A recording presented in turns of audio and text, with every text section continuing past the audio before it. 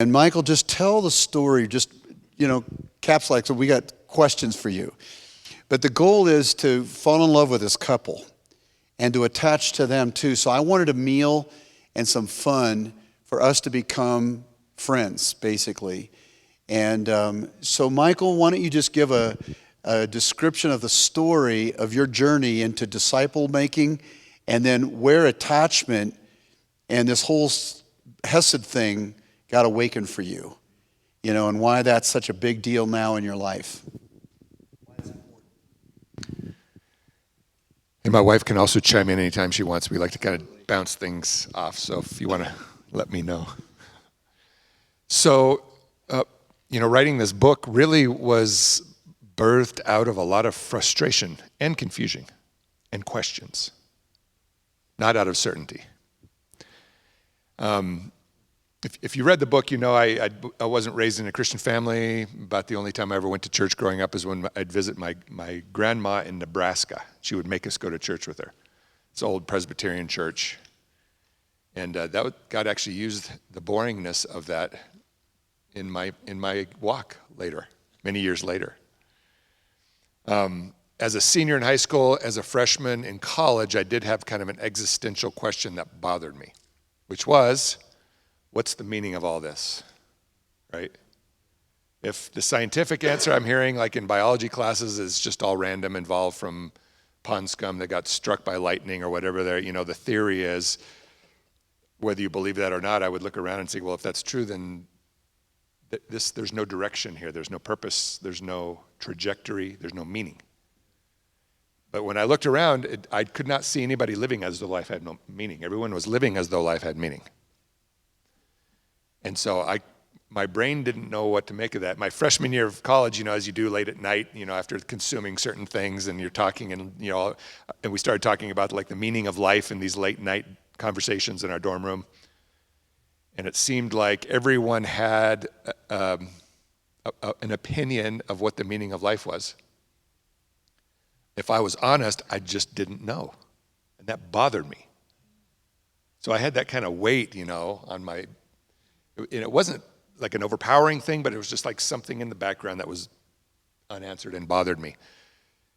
Well, the summer after my freshman year, I went to school in Boulder, but I grew up in Denver, so I went back to Denver to my parents' house for the summer to earn some money for the next year of college, right? And so I'm one night in the middle of that summer, couldn't fall asleep, woke up, finally got out of bed, gave up on sleeping, and I went up, and my parents have this bookshelf that's like from the floor all the way up into the ceiling, wide, and I was just scanning it for a book that would help my eyes get heavy so I could fall back to sleep again, right? So I'm scanning it, and I saw a Bible there. The Bible reminded me of the times I went to church with my grandmother, which was very boring, and I thought, I'm going to read the Bible because maybe it'll help me fall asleep. So I grabbed a Bible, went back down into my bedroom, sat on my bed, and just randomly opened it up, and it said, New Testament of our Lord and Savior Jesus Christ, and I had no idea what that even meant. What was new about it? And what's the Testament? And for some reason, the Jesus Christ name even kind of just went over my head. So I flipped the page and started reading the first book of the New Testament, which of course you all know is the book of Matthew. The Gospel of Matthew, started reading it. And it started out with, this guy begat these 12 sons, begat this. And I'm thinking, wow, I am going to be asleep really quickly. Good strategy. But thankfully, I waited through the genealogies. I didn't give up, and I kept reading. And somewhere, a chapter or two in, it clicked to me, this is about Jesus.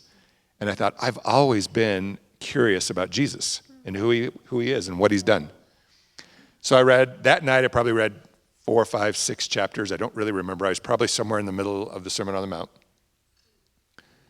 And I can't really explain it easily what happened. And I didn't hear words, but what I felt inside my mind is that God said, I see this question that's bothering you about the meaning of life. And the answer to that question is in this person, my son. And that was like, boom. I mean, I've never been to church. Never read the Bible. I didn't know anything. And all of a sudden, I sensed that, and I rolled over onto my knees and prayed, and I said, thank you, God, for showing me the meaning of life. As far as I know, that's the first time I've ever prayed. And I fell asleep, immediately fell asleep. It's probably 2 o'clock in the morning, something like that. Woke up. I had a job, as you've read in the book, in downtown Denver, delivering blueprints on a bicycle between like a reproduction house and like construction companies and oil companies and everything. So I'd be zipping back and forth. And I was riding my bike 10 feet above my bicycle seat. I was like in a state of spiritual euphoria, but I had no idea what had happened to me. I didn't tell anybody. I didn't know I was supposed to. I just kept reading more of that book. I never went to church because, in the first 12 chapters of Matthew, it never tells me that I'm supposed to go to church. So I didn't know I was supposed to. So I really literally didn't know anything but like 12 chapters of Matthew. When I returned to college, and I'm unpacking in my dorm room the sophomore year, and my roommate Steve Lowe comes in, puts his bags down on the floor, and we'd agreed we became friends freshman year, and we're going to live together. And he comes in, puts his bags on the floor, and says, "Michael, I'm not sure I'm going to live with you this year," which was like a shock. I said, "Well, what's up, Steve?" And he says, "Well, we partied a lot last year. We got drunk together a lot. And but over the summer, I'm a Christian, and I've decided that I'm rededicating my life to Christ. I'm not going to do the party thing anymore, and so I'm not going to go drink with you, and I'm done with that. And so you may not want to live with me." And as soon as I heard him say, "I'm a Christian," which I didn't know before. "I'm a Christian," I ignored everything else he was saying and waited for him to stop talking. And as soon as I got my chance, I said, "I'm a Christian too." And the look on his face, it was, I wish I had a camera to take a picture of that. But I'd been reading Matthew on my own for like 3 weeks and probably not understanding half of what I'm reading, It's not an easy book to read from just ground zero, scratch. And so I just started asking him question after question after question after question. And he grew up, he was a Chinese American, grew up in Pittsburgh, went to a Chinese church his whole life, had a lot of Bible. And so he could answer a lot of he just was really like, he knew a lot. And when I couldn't think of any more questions, he said, "Why don't we find a Christian group here on campus and get involved?" And I didn't know what a Christian group was. I didn't even know they were on campus. I never saw one, ever. And we showed up to one, got involved, and within 2 weeks, I was in a follow-up Bible study for brand new Christians. I was in a Gospel of John Bible study with everyone in our dorm room area, 30 other students. I was eating 3 meals a day with probably 10 to 20 people all in this group, because we all lived in that dorm area. And going to every Friday night, there was a meeting of 200 of us that got together, and I was going on retreats. And I didn't go home, from the time I went back to college in August, I didn't go home until November for Thanksgiving break, right? Hadn't been home yet. And I was actually nervous going home because I felt like I am a different person that left Denver in August. I feel like a completely different person.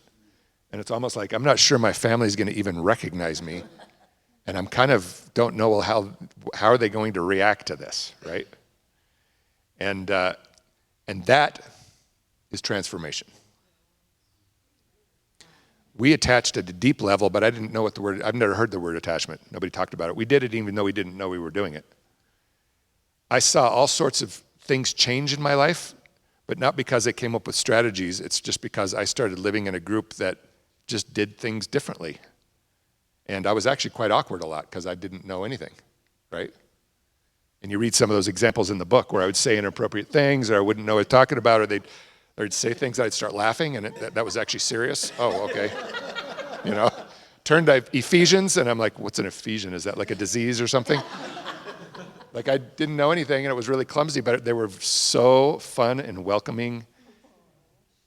And it truly, I ended up spending, almost 7 years of my life in that group, because I graduated, but I continued volunteering in it for a while until I went to Argentina. And that is, now looking back, God gave me a deep drink of joy and hesed.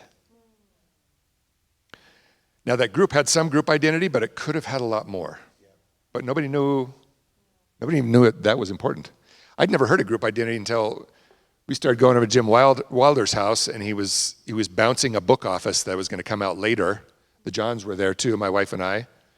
And he started talking about stuff like group identity. I'm like, what? What is the group? You know, by that time I've been a Christian 20-something years, never heard of group identity. And then Jim goes, group identity is actually the primary driver of our character, but it doesn't work unless you have attachment. That's the interesting thing. Attachment is key, but it's not enough. Joy and attachment are kind of like fertilizer. They'll make everything grow. But for the gardeners here, you don't want everything to grow, right? There's these things called weeds, you know, dandelions and group identity and healthy correction, the second of the four soils. You know, the first two are like fertilizer. The second two are really controlling that you're growing the right thing. Like we were talking to you, they had a group identity for their children this morning. Why don't you tell them what your group identity statement was? Yeah. Our group identity statement was, we are a people, or we are a family. This morning we were having some low joy culture because the girls, Elise woke the whole house up insanely early. And so there's some crankiness and some crabbiness going on, and it just kind of, only a little. it was like intensifying, and Josh and I were like, this is awful. So I've been reading Michael's book, and so it was like, this is a really good opportunity. So we called the girls together. They came over. Annika rolled her eyes a little bit, but he said, this is a moment that we can talk about who we are as a family. And I said, so I gave an example. Does it seem more fun when we are saying, hey, that's my binoculars, can I have that binoculars back? I don't like you to take my binoculars. Or is it more like, wow, the sun is shining and the sky is blue and this is a beautiful morning. We can have waffles together. Now, I will say when Amy gave that example, that broke everything because the kids started laughing like hysterically. And so then we said, let's talk about what it means to be us, because I was modeling Michael's book. I was like, So then I said, we are a people, we are a family. We are a family that values people over things. We are a family that values people over things. And so then we broke that down. And we repeated it. And when they shared that with us over this meal, I said, I'm jealous right now because my wife and I have looked at each other how many times and said, why didn't we learn this 20 years ago when our kids were small? They're all in college now. Yeah. But it's better now than never, right? And we can spread it to the younger people. The younger people are the key. Jim Wilder thinks young mothers are the key to the spread of this because they will raise joyful daughters who will raise joyful families. And so a lot of times we think of targeting leaders and pastors, and we do that. But really, when I see young couples, it's like, no, you're the key. You're the key to the future of this nation. Not me. You all are. So pour into that as much as we can. And so Timothy's asked me and Claudia to come up here and talk about the second ingredient of soil, which is hesed, which is attachment. But it's good to kind of know how the whole thing works. Hesed, when you don't have it, it very much functions as kind of a firewall. Do I let you have access to my character or not? Because it'll kind of bounce off us, or it's not so binary. It's kind of like if the stronger attachment we have, the more of a main line they get to my character. The weaker of attachment, the more they can still kind of affect us, but it's more like a straw, like that straw versus a huge line, a huge pipe, right? So we're building connections that transform us, but we need more than just that. But the frustration, I told you this came out of a lot of frustration and questions, and that happened after I graduated, our group dispersed, and I saw in my own life a lot of areas in my character that were stubborn and almost, I would say, resistant to change. And the usual Christian prescriptions for how you change those things didn't touch those areas of my life. They touched other areas. I had good transformation with some things, but it seemed like there's areas of my life like I don't know how this changes. Reading the Bible and meditating on Scripture and praying isn't seeming to touch this area. It kind of scared me to say that, but it's true.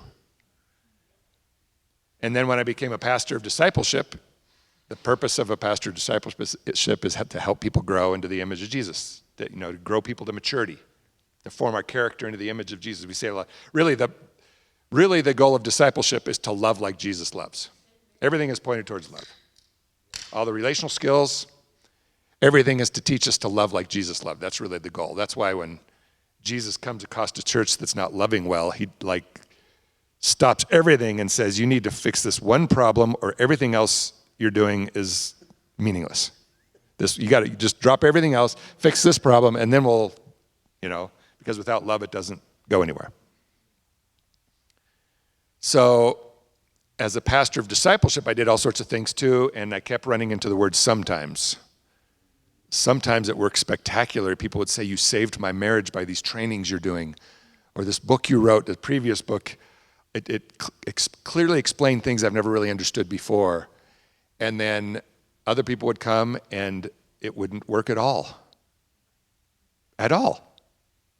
It's almost like it was bouncing off their head, right?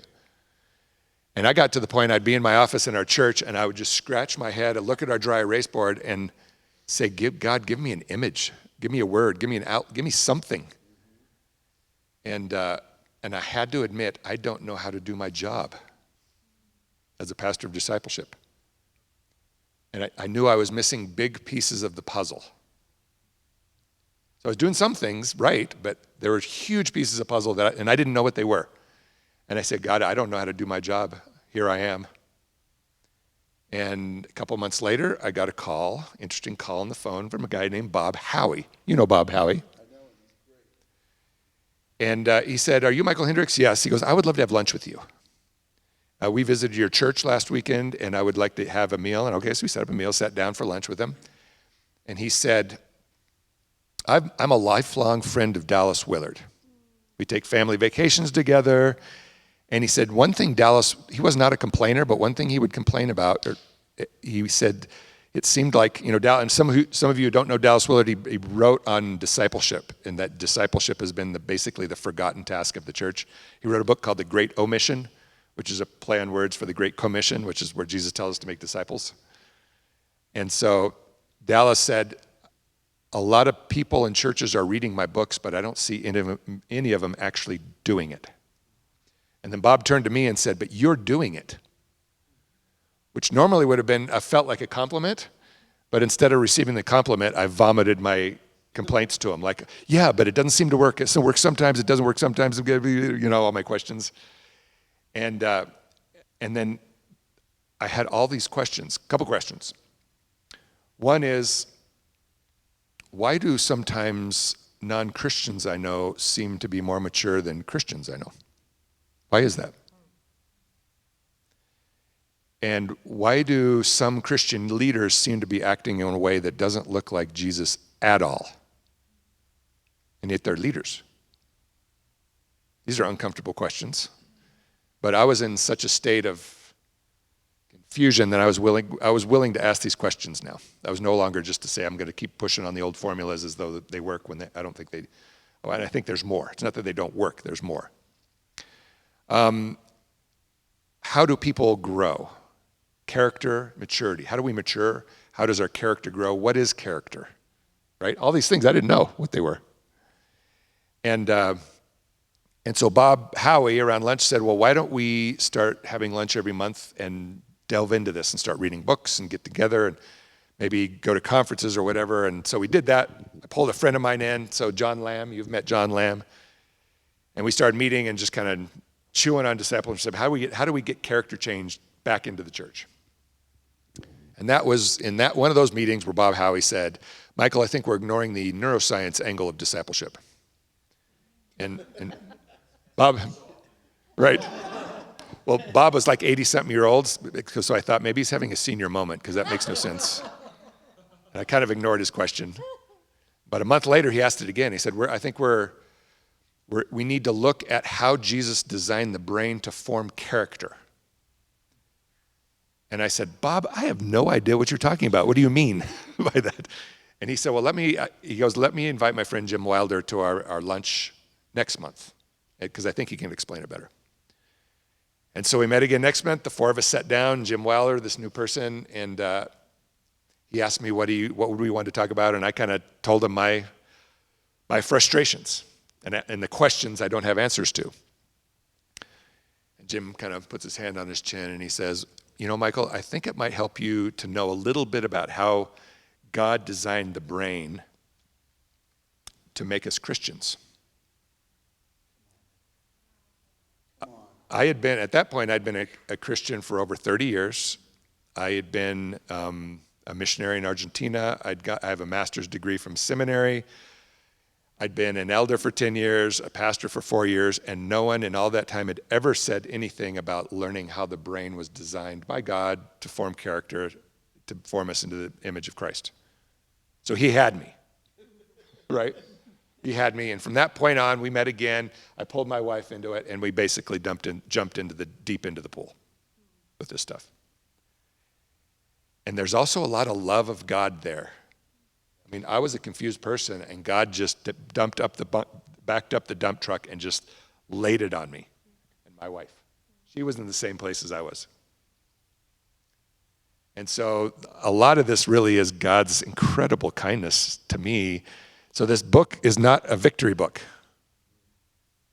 You know, it's a frustration book, and then God being very kind to me and to my wife and to a bunch of other people. And one thing that was surprising is we have been praying. It seems like our world is changing so fast, and especially if you work with kids or younger generations, that they seem to not be attracted to things that we were attracted in the church. So God is not surprised that we are here in this moment, in this time of history. He put us here knowing. And what Jim Wilder said is that this is not a psychological theory. This is just somebody that is non-Christian doing research in a university and all of a sudden discovering that they can put an electrode in our brain and see it on a screen, on a TV, what happened inside of us. What happened when we pray? What happened when we read the Bible? What happened when we sing? What happened when we sleep? What happened when we fight? And so this is like God saying, okay, I decided that this time in history, I'm going to show you in a screen what happened inside our brains so you can understand this better.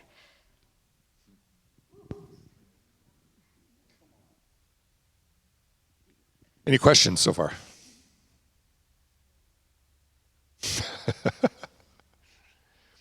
So one of the things we got involved in is a book. Jim was writing a book I had mentioned earlier called The Pandora Problem. And it's about the problem of narcissism in the church. But when I'd first met Jim, or the second time we met, after having lunch, I said, Jim, can we get together again, but not over lunch this time, maybe for a couple hours, and you can show us some of these practices that we wouldn't know, maybe we've lost, and aren't what we consider as part of what we think of as discipleship, that are formed around the way God designed the brain. And so we got back together. There were about 12 of us. Claudia was there. Oh, thank you. And Jim sat down at the table, looked at me and said, so what do you want out of this meeting? And I said, I'd like to know a little bit more about how the brain works, and I would also like to have a couple examples of these new spiritual disciplines that I've never heard or thought of before. And that's when Jim bent over and pulled a plastic brain out of his briefcase, separated it to the sides, and said, everything in your surroundings, all your senses that you're able to sense from outside you, touch, taste, smell, see, sound, everything, it eventually gets into the back side, right side of your skull, into your brain stem, and it all travels from the back to the right, back to the front on the right side. Behind your eye, it travels over to the left side, and then it travels front to back on the left side. Everything you see, everything you do, all your, look on a friend's face, a beautiful sunset, the smell of a good meal being cooked, a flower, anything, everything. That's the way that's the order in which our brain processes life. And even that, when he said that, I'd never heard that before. And I even studied kind of an engineering, scientific, I'd never, of course, it's only 15 years old, so it's pretty new stuff. And then he said, our right brain is our relational brain. It's processing. So first, before anything else, our brain is processing our relational environment. Who's happy to see me? What's that? That's joy. Who sees me and knows me? Attachment. Who do I have a bond with? Is this what's my emotional assessment? Is it safe here? Is it scary? Is it bad? Is it good? There's a kind of instantaneous evaluation that's faster than conscious thought. Have you ever just walked into the room and instantly you go, there's something wrong here? That's your right brain figured out something. Left brain doesn't know yet, but you feel it in your body. The right brain is mapped to the body as well, so a lot of times you can't directly figure out what's going on in your right brain, but if you start listening to your body, you figure out what's going on in your right brain. That's one of the new things in the other half of church is we learn to listen to our bodies because it's telling us a lot about our relational surroundings. And I had kind of ignored or disconnected myself from my body a lot, so that was a skill I had to develop. Another thing, important right brain thing, which we come back over and over again, is attunement. Do you know what attunement is? It means I can attune to what's going on inside of you. Like I get you. Not just on the outside, but on the inside. I can tell what's going on, right? Attunement is incredibly important for a secure relationship. A lot of the insecure relational types are really a lack of attunement, ability to attune in different ways. There's different ways we do that. And identity, right brain. Jim said a funny thing like the right brain, the prefrontal cortex is our identity and joy center. And it's configured like three faces engaging with each other about who I am. When he first said that, Claudia and I were like, whoa, that's almost like the Trinity kind of pattern template put into our brains. Like we wondered about that. Like three faces. For a young baby needs to have physical people there. Later on, we can virtualize them and swap them in and out.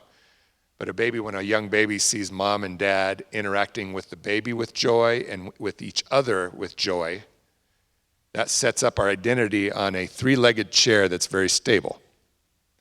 However, if maybe the relationship between the parents was not very good at that point, or maybe they didn't have a lot of joy for the kids, then you have kind of like a wobbly identity, a wobbly chair. Or if joy is really low, that chair's wobbly. And this is a lot of this is from Dr. Alan Shore, who I don't even know if he's a Christian. I'm not sure, but he discovered this. And he was presenting these findings, and from what Jim Wilder says, you could feel the weight in the room, like people there's a lot, probably more than half of the people had a wobbly chair. I did. I did not have a solid chair coming out into adolescence. And we're thinking, am I messed up for life? And then Dr. Shore says, but the prefrontal cortex is the one area of the brain that grows for the entire life of the person, even to the last day on earth, and is constantly producing fetal biomatter that can be configured and grow, so you can always grow the prefrontal cortex, that identity joy center. And when he mentioned that, the whole room gave him a standing ovation. Not so much because of his scholarship, but because he lifted a weight off their shoulders, like, oh no, am I messed up for life? Right? Yep. So a lot of what we do in the other half of church is we're building that three-legged stool back into solidity of who I am. And who I am has a lot to do with who we are. Our brain is looking, it's actually 6 times a second, it's scanning it's doing it right now, scanning our environment, asking the question, what do my people do here? What does it look like our people to act here? How do our people handle this kind of a situation? So when a mom says we keep relationships more important than problems, you have just given that little brain, it's like when it goes into the prefrontal cortex, it's searching for files on how we act. But we've all been in a situation where we just draw a blank, like our eyes are just like, there's no file there, right? So giving your children files that line up with the character of Jesus and line up with the way the kingdom of heaven works on earth, you're actually solidifying their identity. You're growing their identity. You also grow it by imitation when they see you do it. But they grow by you telling them or telling stories. A lot of times Jesus wouldn't correct, usually correction is really reminding people of our group identity. We forgot who we are. Like say we're at a meeting, and someone says something to me that I could take as an insult, and I like kind of shut them down, right? After the meeting, Timothy comes over and says, Michael, I don't think that was the best you back there. That's not the Michael Hendricks I know. That's actually a healthy shame message. Even though he didn't remind me of my group identity, what he did is saying, you forgot who you are, and I'll go back and go, oh yeah, we are a people who are, what would we say, slow to speak and very quick to listen. Does that sound biblical to us? Does it sound like a healthy group identity? So sometimes we don't even need to say the whole group identity or the whole formula, like, we're not a people that do this, instead we're people that do that. That's kind of your starting vision. Sometimes, we were in a meeting with Jim Wilder and some other friends. We have kind of a Hesed group we do. And one of the women in the Hesed group, like 2 or 3 times said, well, I'm a slow learner, so I guess we'll have to do this. And then later we're saying something. She goes, yeah, and I'm kind of a slow learner and everything. She said it 2 or 3 times, and Jim went in to get more coffee. He came out, and as he came out, you could tell he was thinking about it in the kitchen. He turned to her and says, are you open for a healthy shame message? And she said, yeah. And he said, what's this business about you being a slow learner? The healthy shame message. Because there was such a deep attachment there. She knew the group identity. She trusted him. He's not trying to throw her out of our church, throw her out of our group. He's not doing anything like that. He's saying, I think you might have forgotten who you are. And it's coming out as you continually saying, I'm kind of a slow learner. So after a while, these things just kind of flow, but they don't flow until you just practice them, which is what we did in our basement for 15 straight weeks. Jim and Kitty drove to Boulder, went in our basement. They said, if you can get 12 people, we'll drive to your house, because their church, they wanted to do it at their church, and their church said no. And so Kitty Wilder talked to my wife, and they were talking, and Kitty, I think, offered to you. Do you want to explain that? Yeah, she said if you have 12 people interested, we'll come every week. And of course, we have more than 12. We have as much as we could fit in the basement, and yeah, so that's how we started learning. And so for 15 straight weeks, we started talking about joy, Hesed, group identity, healthy correction. Every week for 15 weeks, he would give us a hypothetical and say, come up with a healthy shame message for me when I do this. Or self-justification. Here's a self-justification. What's the weakness in that? Because self-justification is a strength, or is a weakness masquerading as a strength. It sounds strong, but it's actually weak, right? And we started every time together, we started with a group identity statement, and then we ended with that same group identity statement. We are a people who, and then the healthy correction had to do with that, and the self-justification had to do with that. We would do an Emmanuel around loving our enemies. Have most of you done the Emmanuel stuff? Yeah. Well, there's an enemy version of Emmanuel. Instead of the I see you, I hear you, it's the, we do a gratitude, Jesus, thank you for this, and then God's response, Jesus' response, and then we ask Jesus, when did someone feel like an enemy to me in the last week or two? And we wait for Jesus' response. And oftentimes it's last Tuesday is the response. It's not a person's name. And then the last question is, Jesus, what do you want me to know about loving that person? And then you're writing Jesus' thoughts. Did that every week for 15 weeks. So when we started this, he'd really emphasized, as you know, the importance of building joy, good practices of gratitude and everything. And so I was expecting him to speak on that, and we showed up, and he started speaking on Hesed. Hesed, Hesed, Hesed, which I hadn't even heard the word before, and how our attachment really is the strongest driver. That's what we're going to talk about tonight. And tomorrow morning, Timothy's been asked us to speak on more and more on our attachments, which is our Hesed. So this is all new to me. Like Claudia and I are just a couple steps ahead of you is all. It's not like we're experts. We're just he's giving it to us and we're just passing it along. That's very much what that book is, being one step ahead and just passing on is to anybody who will listen, basically.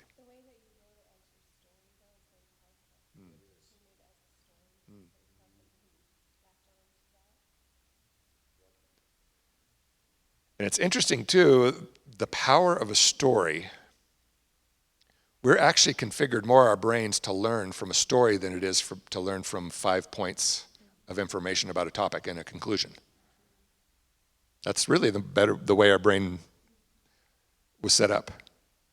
You know, like when Jesus was asked, what's the greatest commandment? You know, love God, love your neighbor. And then seeking to justify himself, he said, who's my neighbor?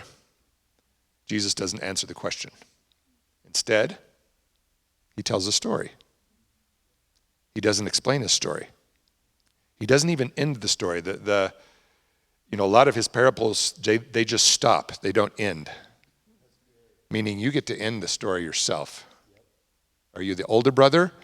Or are you the younger brother? Right? Are you the Pharisee that crosses on the road on the other side? Or are you the Samaritan who sees it and your heart just wrenches when you see this person laying on the side of the road? Story is key. It really is. It's the primary way we learn. Have you taught them kind of the 4+ story and how that works? We haven't, but we are pushing for story. We've talked a lot about that, but we're getting there. It's very valuable. There's a way you can tell a story. I call it full brain story because when I say 4+, people don't know what that means. So I say full brain. It's a way of telling a story that gets other people's full brain engaged. So if you tell it in a certain way, I'm taking your nervous system on a ride. That's a very healthy ride. It might be a ride into an emotion that you get stuck in easily, but I take you in a ride where it's a mild form of that motion, and I told you how I connected to Jesus in that motion, and I remained relational. And I just started building, that actually builds nerve bundles in your brain between an emotion and your joy center. You can build nerve bundles in your brain by telling a story the right way.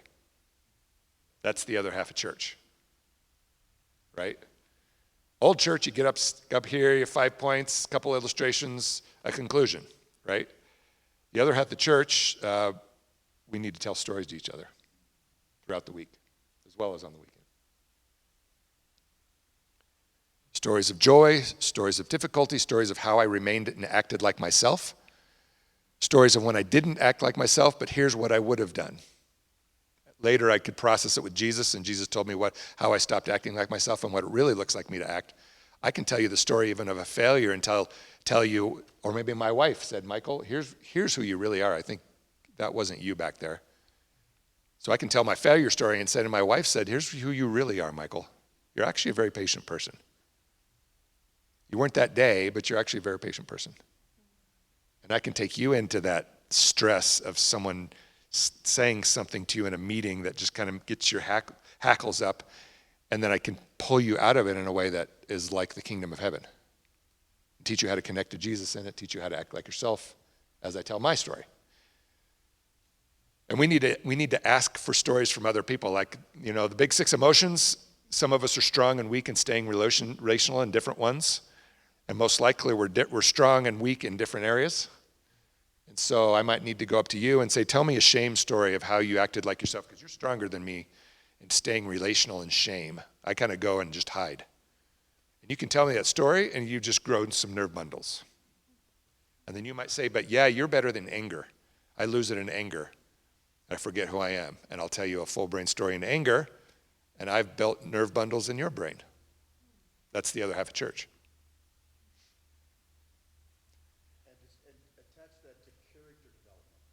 Okay. That's a big statement, what you just did. Yeah. And how does that connect with character development, which is the main point of discipleship? So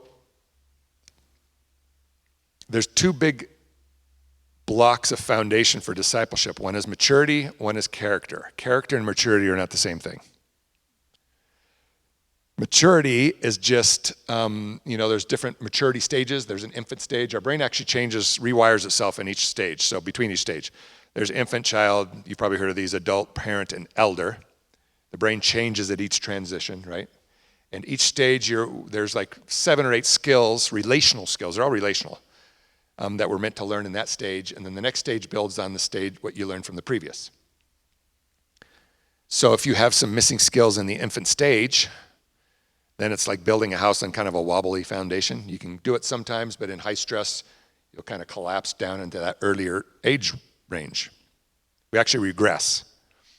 A friend of ours, Ed Corey, had said it's like walking in your attic when you're walking on the 2x4s, and then you slip and you go through the drywall, and that's what happens to our maturity. We fall through to our previous stage. That's a good story. We start acting like a child or acting like an adult. That's when we start throwing things or saying words we don't normally say, and right? That happens to all of us.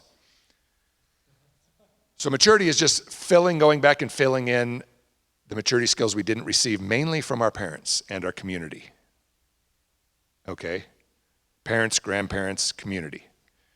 So, my wife and I have been going back into our infant stage and finding holes there and then saying, okay, we need to fill these in, because my mom could not give me that.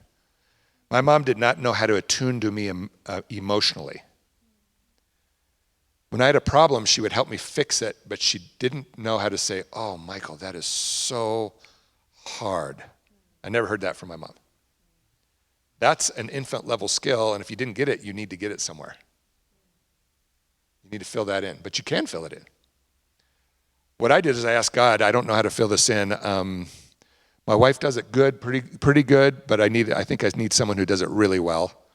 And he plopped 2 women into my life who are very deep attuners. Like once I deleted a whole chapter accidentally as I was writing this book, and I was just like distraught, and I texted our text group for our Hesed group and said it, and she came back with a voicemail over WhatsApp saying, oh, Michael, my stomach hurts when I read that. And it went on, and I thought, Jesus, you actually answered that prayer. This woman is attuning to me the way my mother should have. That's the other half of church. Amazing, isn't it? Some of what we need is to do work, repetitive work on skills. Another is we just need relationships that can fill in what our family, it's basically parenting. We need to reparent each other. And the elders who are in elder level maturity, that actually have elder level maturity, they're the ones who are scanning the community saying, okay, I don't think they know how, he doesn't know how to recover from anger. I'm going to go and help him with that. And a woman says, ooh, I don't think he was attuned to. I'm going to go start attuning to that young man so that he can, by the time he gets married, he's more stable for his wife. Yeah. A lot of times I hurt my wife, it's because I went into those holes in my wobbly foundation and it came out on her. But she had no idea what was going on, right? Neither did I really at that point. So. I just want to say a quick funny thing that one of my big holes in my infant level was the ability to receive and feel right. So I'm really good at giving, but you give me something and I felt uncomfortable. So I had to learn how to receive. And so when you say that I need to go first, you can do, that's the worst thing for me to tell me go first. So Michael was laughing. I want to be the last one to be served and not the first. So I'm learning to receive and say, thank you. Yeah. Another one was I think every time I made a mistake, I felt ashamed. So I had this very shameful response when I do something on accident. I had to learn to say, okay, it's kind of like being human to make mistakes and to laugh about it. So also had to find people. One was Kitty Wilder. She was in the hospital and spilled all her water on the bed. And she said, and we got some giggles out of that. And I said, what? I will be just so heavily worried that I spilled the water and the mattress and they need to come and help me. But yes, it's kind of rewiring the brain on that. And that's what we do for each other and the body of Christ. So that's maturity. It's basically filling in the holes that our parents, they didn't have them, so they couldn't give it to us, right? You don't pass these on by teaching. You pass them on by possessing them. You have to have them in order to teach them, pass them on. So we're a pretty good pattern. Sometimes our parents can overlap and give us a pretty complete package, But if you're, if parents have the same holes, and then you're going to be weak in that area. But it's, again, one of the key things for building Hesed is the ability to share weakness. You cannot work on your maturity without sharing weakness. For me, coming to you and say, Timothy, I'm horrible in this area. I don't know how to handle anger. And then Timothy said, ooh, but Bob knows how to handle anger. So let's get you with Bob, and once you start having some coffees every week for a couple months. But that's hard to do. That can seem humiliating, right? But when you have a strong Hesed, it's like, no, that's what we do. We share our weakness. That's who we are. That's a good group identity. We are people who share our weakness, because that is like one of the first steps into transformation. So that's maturity. A subcategory of maturity, by the way, is spiritual maturity. I love Jim Wilder's definition of spiritual maturity, which is that we can stay aware of Jesus' presence in increasingly distressful situations. We all have an upper limit when things... Say all that. Yeah, thank you. I was the same. Spiritual maturity is that we can stay aware and sense Jesus' presence in increasingly stressful and distressing situations. We grow that level that it takes for us to lose Jesus. He doesn't lose us. He's still there. We just lose him. I can't imagine he's here with me right now. He's gone. That's the secure attachment. Like Jesus is eternally secure attached to me, to us, but once I get, like right here I can feel him, but then I go into, I don't know, just got a phone call from my kids, something wrong happened, and all of a sudden I feel alone.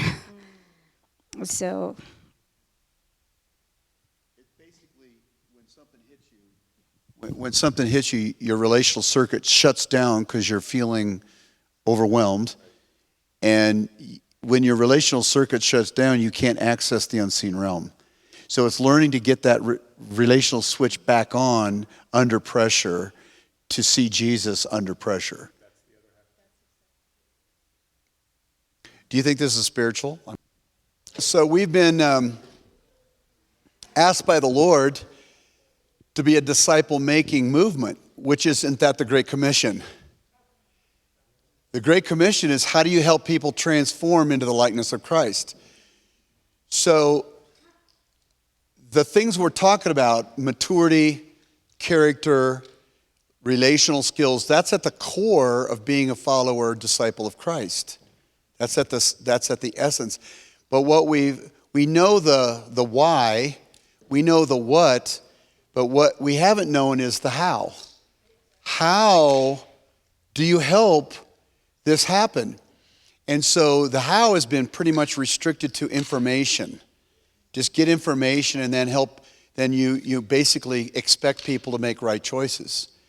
And it works in some cases with some kinds of people. But the vast majority of people, their transformation takes place based on who they attach to. And the church has not been thinking in terms of emotional maturity, relational maturity. It's been saying, how much do you pray? Or how much Bible do you know? But it really hasn't been defining maturity as these emotional and relational levels of maturity as been described. But these words are in Scripture. So what we're trying to do now is be early adopters in becoming a group identity that help each other mature so that we can go back and pick up the infant level maturity, the child level, the adult, parent, and elder level of maturity. That's what we're trying to do, and it takes a long time to get enough trust and bonding to produce this. And you all are very key in this journey. And it's what we're calling it a critical mass. We got that word from Mario Murillo, thanks to Mary. That critical mass, critical mass from the Catholic Church. Sorry, Mano, I missed that. That was very good, Mano. So I hope this is landing really, really, really central to how and what we're about on the planet. I hope this is hitting your heart really well. So I'm going to have Michael continue on with character, and then we're going to ask some questions, and we'll be done in just about 25 minutes. And come back at 5. So here you go. So you have a good kind of category now in your brain for what maturity is, right? Maturity results in us being a high-capacity relational person. In order to be mature, we need to be around people who have the maturity skills mastered that we don't have mastered. We don't even need to be a Christian. We don't need Jesus to be mature. Just need to have mature parents. You just get it. It's kind of like, as a youth, it's kind of like when you study Spanish, you just get it if you grow up in a Spanish-speaking family. Unlike me, I had to study Spanish. This is what we're doing later with these relational skills. I didn't grow up with them, so it's like me having to study Spanish at age 27. It's way harder than learning Spanish when you're a kid. It's just like this. You just get it, and you don't understand, why can't they stay relational in anger? I don't even understand that, because that's all they knew. And then us, it's like, I don't know how you stay relational. We're the opposite. So that's maturity. Character, on the other hand, is really just our instantaneous responses to the world around us. It's faster than willpower, and we have no direct control over it. Isn't that weird? You can't change your character by trying to change your character. Instead, it works through indirection. You need to raise joy. You need to have a Hesed community. You need to develop a group identity that shows us who we are and trains our brain what kind of people live in the kingdom of heaven on earth. And we need to correct each other because we forget who we are. When you correct each other, you're actually forming each other's character. And Jim Wilder says one of our goals with correction is to get to the point when someone comes up and says, Michael, are you open for some healthy correction? And I said, and my first thought is, oh boy, I get to see an area of my life that's going to look more like Jesus now as a result of this. Now, I'm not there yet. I'm not at the oh boy level of this, but that's where I'm aiming, right? And I think the more we do it, the less scary it gets. It's scary at the beginning. So character formation is really, my brain is scanning who are my people. It's very much who are my people. Who are my Hesed people? And how do they act when someone cuts me off in traffic? How do they act when we win the lottery? We need positive training too, right? How do we react when our kid gets straight A's? How do we react when our kids get all F's? What's it look like to live in the kingdom of heaven when that happens?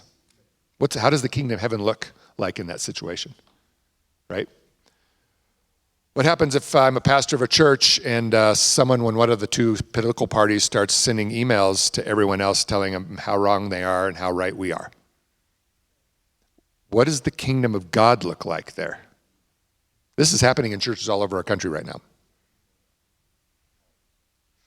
And most pastors they're going into their prefrontal cortex. It's going to draw a file, and there's no file found. And they just sit there like, nobody ever trained me to do this in seminary, right? And that's just, again, a lack of a well-developed group identity. The biggest task is, how do we love our enemies? How do we learn how to love our enemies? That is the kind of the load on our character. It's the hardest thing Jesus asks of us, just about, is to love people that feel like enemies. And Jim is wise enough to know what we do is we practice loving our enemies on the people we love, who sometimes feel like an enemy every once in a while, but they're safe, so we can practice. My wife will feel like an enemy sometimes, and I'll feel like an enemy to her. That is a great training ground. Okay, Jesus, I went into this enemy mode thing. Here I am. Show me what to do. So then 5 years down the road, when we have what feels like a true enemy, my brain's been trained. It's not I'm not getting hit out of the blind and going for a file and there's no file found there. I've tried it 4, 5, 6, or if you take this Pandora training, 15 times you've interacted with Jesus about a person who felt like an enemy in the last week or two. You're building muscle memory.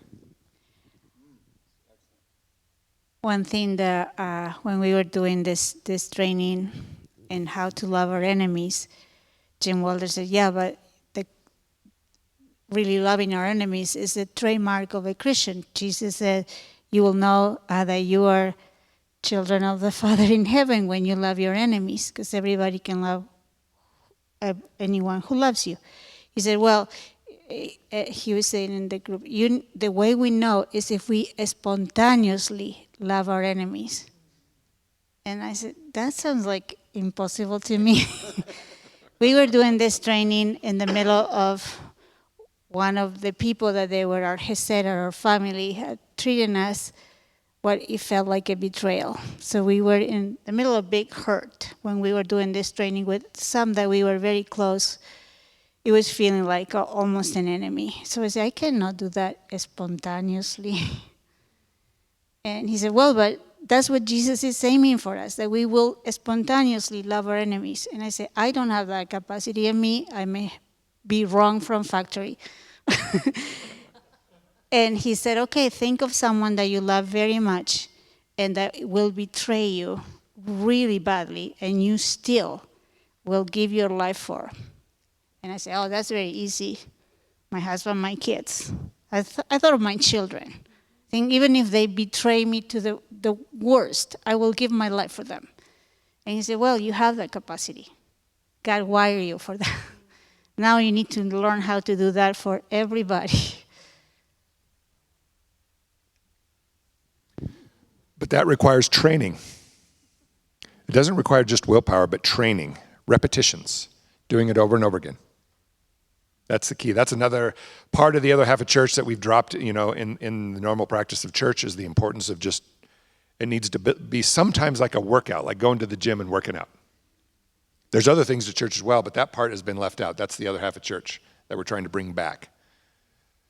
Working out our souls like going to the gym,